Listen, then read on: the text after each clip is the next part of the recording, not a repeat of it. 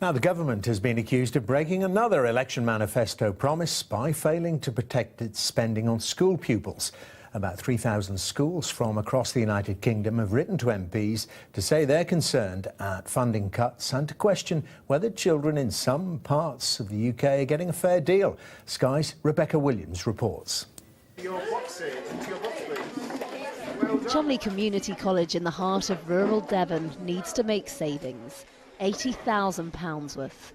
But with the average teacher's salary being £40,000, a teaching assistant's being £14,000 and every lesson costing £30 an hour, they risk losing a lot. What we'd have to do is have a look again, particularly at the curriculum, what we're able to offer in the school. So we offer the triple science. We have wonderful science at Cholmondeley Community College. Whether or not we could offer triple science would be a question.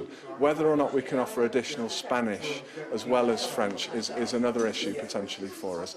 And also there's a real potential for class sizes to grow at the same time so that we're not able to give children the same sorts of opportunities that we give them at the moment. And that has an effect on the future of everybody.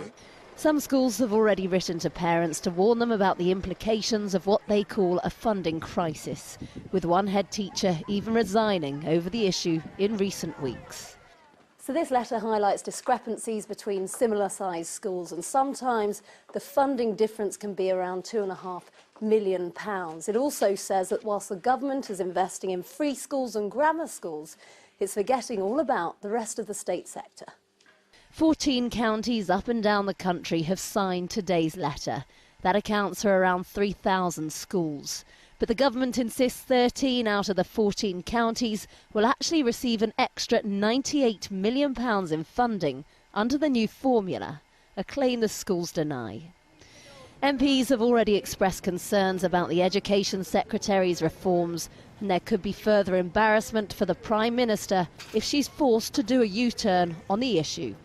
We are facing a serious funding crisis. Things are really coming to a head. They are having to take real decisions now about losing teacher assistants, not replacing teachers, cutting courses, let alone not being able to afford some pretty basic equipment as well.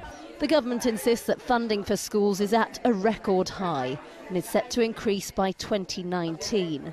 But lots of schools insist they are at crisis point, with many having to make hundreds of thousands of pounds worth of savings.